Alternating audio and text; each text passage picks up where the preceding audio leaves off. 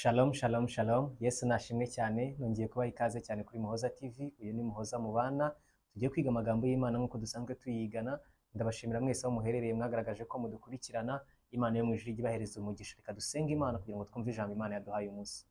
Mana nziza, Imana y'ukuri, Imana y'ubugingo, Imana ishoboye byose Papa. Turakwereka aka kanya tugiyemo ko ijambo ryawe n'ubuzima. Ijambo ryawe rirangira ngo nitumenye ukuri kuzatubatura Papa. Tugeze mu gihe cyo kugira ngo ukuri kutubature Mwana. Ngwino uganze muri aka kanya twumve duhembuwe n'ubutumwa buvuye mu biganza byawe. Urakoze Yesu, amen.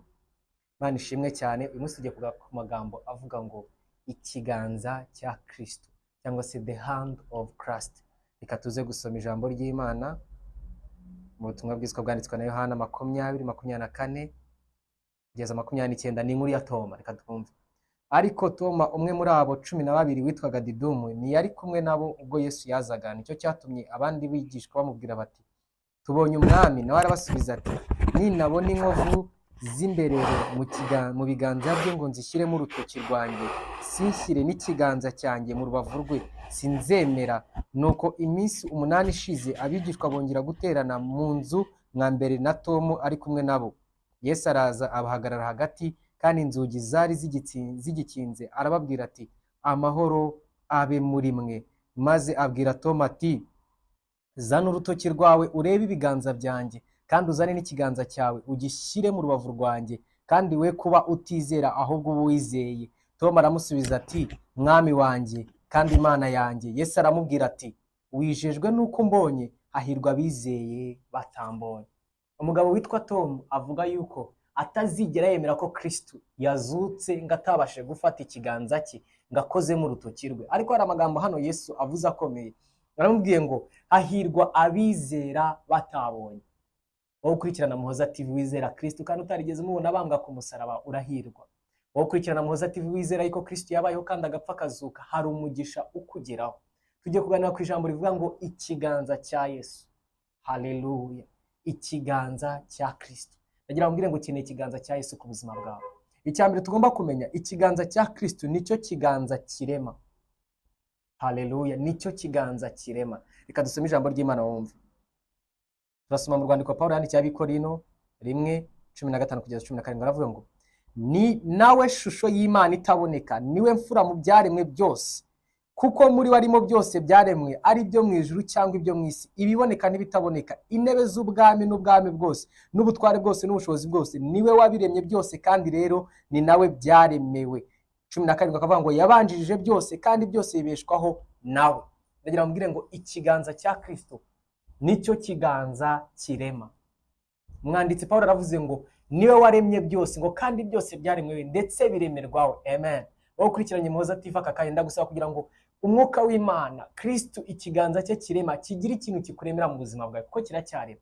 Yesu ni umuremyi, ngo niwe wabanjirije byose, ngo byose byaremwe nawe biremerwaho. Iryo jambo rirakomeye. No kuvuga ngo Muhoza, nkunda kubivuga, naremwe n'Imana, ndemerwa Imana. Mbwire ngo ukeneye ikiganza cya Yesu ku buzima bwawe. Icyambere tugomba kumenya, ikiganza cya Kristo nicyo kiganza kirema. Haleluya, nicyo kiganza kirema. Reka dusome ijambo ry'Imana wumve. Turasoma mu rwandiko Pawulo yandikiye Abikorino 1:15-17. Aravuga ngo, ni nawe shusho y'Imana itaboneka, niwe mfura mu byaremwe byose. Kuko muri warimo byose byaremwe, ari byo mu ijuru cyangwa ibyo mu isi, ibiboneka n'ibitaboneka, intebe z'ubwami n'ubwami bwose, n'ubutware bwose n'ubushobozi bwose, niwe wabiremye byose, kandi rero ni nawe byaremewe. 17 akavuga ngo yabanjirije byose, kandi byose bibeshwaho nawe. Ndagira ngo ngo ikiganza cya Kristo nicyo kiganza kirema. Umwanditsi Pawulo aravuze ngo niwe waremye byose, ngo kandi byose byaremwe ndetse biremerwaho. Amen. Wowe ukurikiranye Muhoza TV aka kanya ndagusaba kugira ngo umwuka w'Imana, Kristo ikiganza cye kirema, kigira ikintu kikuremera mu buzima bwawe, kuko kiracyarema. Yesu ni umuremyi, ngo niwe wabanjirije byose, ngo byose byaremwe nawe biremerwaho. Iryo jambo rirakomeye. No kuvuga ngo Muhoza, nkunda kubivuga, naremwe n'Imana, ndemerwa Imana. Nawe ukurikiranye Muhoza TV niko bimeze. Waremwe n'Imana, uri produit y'Imana, ari kuremerwa n'Imana, uremerwa gukorera Imana. Amen. Ikiganza cy'Imana kirema. Iyaremye universe, ikarema imibumbe yose, ikarema Mercury, ikarema Mars, ikarema Pluto, ikarema Afrika, ikarema Asia, ikarema Europe, ndagusaba kugira ngo icyo kiganza gikore ku buzima bwawe, ibigaragara nk'ibidatungana kibireme mu izina rya Yesu. Reka turebe ikiganza cya Kristo ikindi kintu gikora. Ikiganza cya Kristo kirahaza. Haleluya. Niba hari ikintu ukennye mu buzima bwawe, ndagira ngo mbwire ngo ikiganza cya Kristo gifite ubushobozi bwo guhaza all your needs. There is nothing in the eyes of God can't be possible. Na cya kintu ubona kidafite uburyo cyashobora, ikiganza cya Yesu kirahaza. Reka dusome wumve Zaburi kivuga. Zaburi 145:16 turavuga ngo upfumbatura igipfunsi cyawe ugahaza kwifuza kwibaho byose. Amen. Zaburi 145:16 turavuga ngo upfumbatura igipfunsi cyawe ugahaza kwifuza kwibaho byose. Ndagusaba, sinzi icyo ukennye, sinzi ikintu umaze igihe usengera, sinzi ikintu umaze igihe wifuza, ariko reka ikiganza cya Kristo gihaza gipfumbaturwe ihaze kwifuza kwawe. Iki kiganza ahantu twongera kukibona, kubona abigishwa ba Yesu bari kumwe na Kristo, abantu bari benshi cyane baje mu butumwa bwiza, bashonje. Yesu abona ko bashonje, arangije arababwira ngo ndashaka mu bagaburire. Bari abantu barenga 5,000. Bibiliya akenshi ivuga ivuze 5,000 ivuze abagabo, out of abagore n'ababa barimo ndetse n'abana. Ibivuze abagabo, ibaza abagore bari barimo noneho n'abana. Barebye muri stock yabo basanga bafite tugati dukeya n'udufi duke tutari gushobora no guhaza intumwa ubwabyo. N'intumwa 12 ntago zari guhaza. Kugira ngo birashoboka ko muzima aka kanya uri kureba ukabona ibyo ufite n'ibyaguhaza n'umuryango wawe, ariko nje kukubwira ikiganza cya Yesu gihaza. Arangije abwira abigishwa be, ngumva ndashaka abantu bari, ndashaka abantu tubagaburira. Amafi makeya yabaye menshi kubera ikiganza cy'Imana gihaza. Imigati yari mike iba myinshi, ngo ndetse utuvungukira twaruzuye. Abantu barariye barasigaza. Imana yo mu ijuru igupfumbaturiye ikiganza cyayo urarya ugasigaza. Imana igupfumbaturiye ikiganza gihaza. Bya bintu tugiye kuvuga ku kiganza kindi cya gatatu. Tumaze kubona ibiganza bibiri Kristo afite. Ikiganza kimwe ajya apfumbatura agahaza kwifuza kwawe. Ikindi kiganza ni ikiganza kibasha kurema. Niwe waremye isi n'ijuru. None tugiye kureba ikiganza cya Kristo gitanga umugisha. Amen. Ndasaba kugira ngo umwuka w'Imana Kristo agusukeho umugisha. Reka turebe rino jambo. Ikiganza cya Kristo gitanga umugisha. Ni muri Mark 10:16. Ubutumwa bw'Yesu bwanditswe na Mariko 10:16. Tuhasanga inkuru y'abana. Ngo Kristo bamuzaniye abana, ngo babazanye abigishwa barabahinda ngo mubavaneho. Amen. Ngo ariko Yesu arababwira ngo mureke abana bato bansange. Ndagira ngo mbwire ngo sinitaye uko waba ungana, wowe ukurikirana Muhoza TV, ushobora kuba ushaje ku buryo wagize n'imvi, ushaje ku buryo waba unafite uruhara, ariko ndagira ngo mbwire ngo imbere ya Kristo ugaragara nk'umwana muto. Amen. Hari impamvu Yesu yavuze ngo mureke abana bato bansange, ngo kuko abazajya mu bwami ni abameze nk'abana bato. Ariko sindi butinde kuri icyo kintu cyane, ahubwo ndatinda ku kintu cyakurikiye amaze kwakira abana bato, ngo yabarambitseho ikiganza abasabira umugisha. Ndasaba kugira ngo ikiganza cya Kristo cy'umugisha kikugaragareho uyu munsi. Ikiganza cya Kristo cy'umugisha kigaragare ku muryango wawe. Ushobora kuba wubatse, kigaragare ku rugo rwawe. Ushobora kuba uri umunyeshuri, kigaragare mu mashuri yawe. Ushobora kuba uri umukozi w'Imana, kigaragare muri ministeri yawe. Ikiganza cy'umugisha wa Kristo. Kandi ndagira ngo mbwire ngo bijya bisaba kuza uciye bugufi, ko kugira ngo, kuko niba hari ikintu ugomba kumenya, abana batoya ni abantu baca bugufi cyane. Umwana mutoya, impamvu Yesu yavuze ngo tugombe tumere nk'abana bato. Umwana muto nta muntu yanga, umwana muto nta rwangagira muri we. Abantu bose babona nk'inshuti, babona nk'abavandimwe. Nawe ugomba kugira uwo mwuka wo kuba umwana muto, ubundi Yesu akagukozeho ikiganza cy'umugisha. Imana ishimwe cyane. Tugiye kureba ku kindi kiganza, ikindi kiganza cya Kristo. Ikiganza kirimo inkovu. Ikiganza kirimo inkovu, imisumari bamuteye. Ikiganza kirimo inkovu ku bwanjye nawe. Akenshi Muhoza ngiye mvuze ikiganza cy'inkovu, mitamba focus ku musaraba cyane. Iyo mvuze umusaraba mbona ibintu bitatu. Ikintu cya mbere mbona ku musaraba mbona icyaha. Umusaraba nicyo kintu cya mbere kibi, nirwo rupfu rwa nyuma y'ibindi byose, ni urupfu rugaragaza icyaha. Bajyaga babamba abantu kubera gucumura, kubera ibyaha byinshi, ariko uwitwa Yesu yemeye kuba icyaha. Reka dusome rino jambo. Ni ijambo ryiza cyane. Urwandiko rwa kabiri rw'Abakorinto 5:21 aravuga ngo kuko utigeze kumenya icyaha, Imana yamuhinduye kuba icyaha ku bwacu, kugira ngo muri we duhinduke gukiranuka kw'Imana. Reka wumvire ijambo. Yesu yahindutse icyaha, atarigeze akora icyaha. Kuko utigeze kumenya icyaha, Imana yamuhinduye kuba icyaha kugira ngo muri we duhinduke gukiranuka kw'Imana.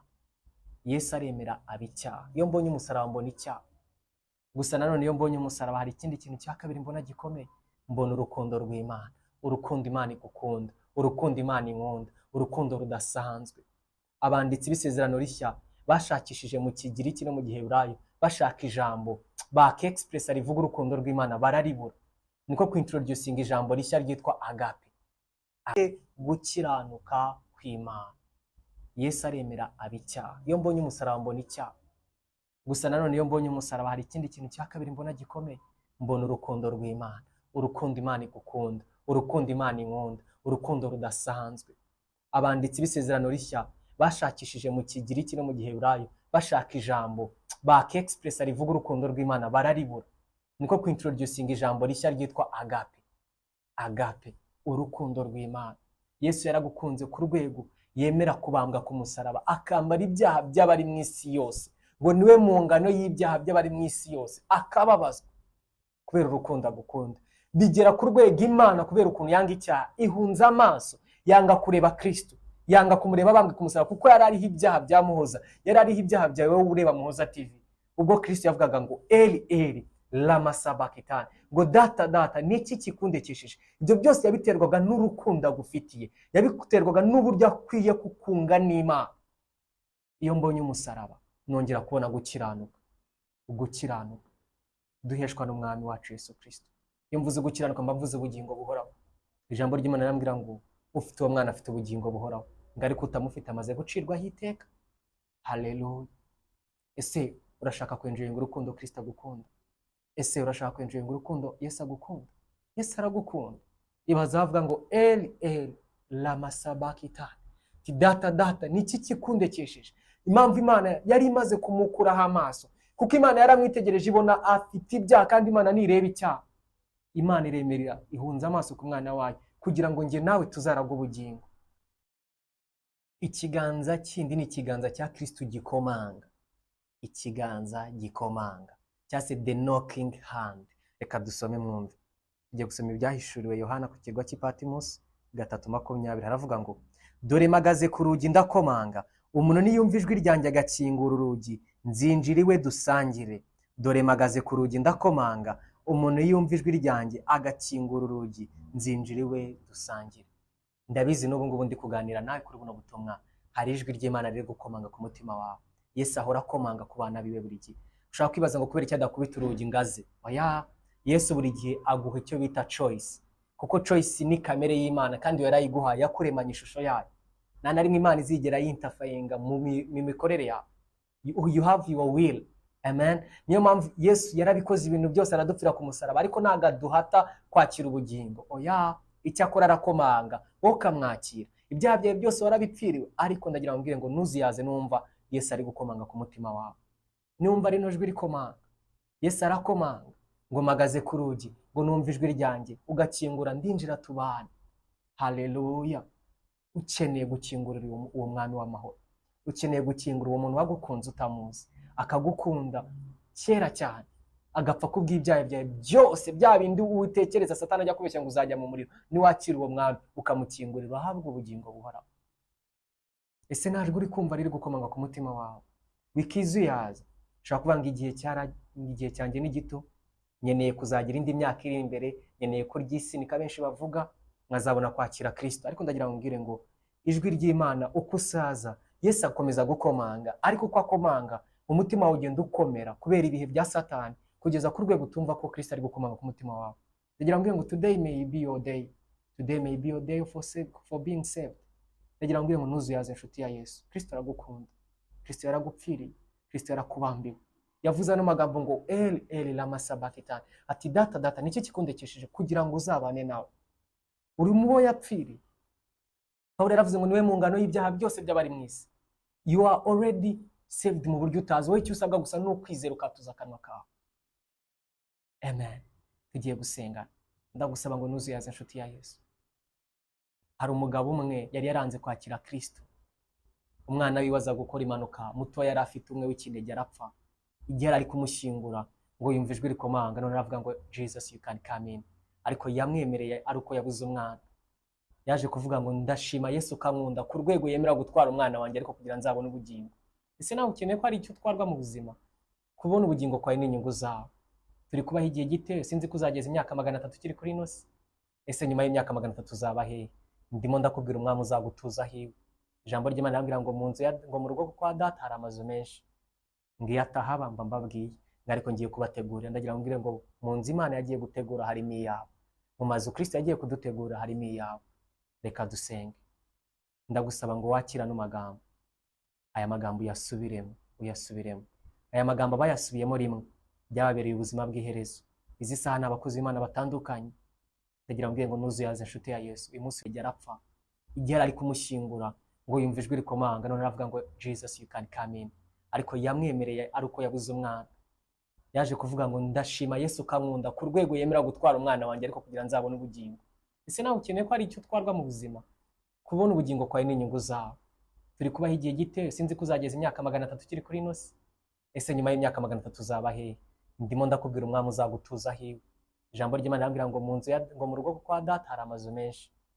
Ngiye atahaba mba mbabwiye, ariko ngiye kubategurira. Ndagira ngo mbwire ngo mu nzu Imana yagiye gutegura harimo iyawe, mu mazu Kristo yagiye kudutegura harimo iyawe. Reka dusenge. Ndagusaba ngo wakira no magambo. Aya magambo uyasubiremo. Aya magambo bayasubiyemo rimwe byababereye ubuzima bw'iherezo. Izi saha n'abakozi b'Imana batandukanye, ndagira ngo nuzuyaze inshuti ya Yesu. Uyu munsi ni umunsi wawe.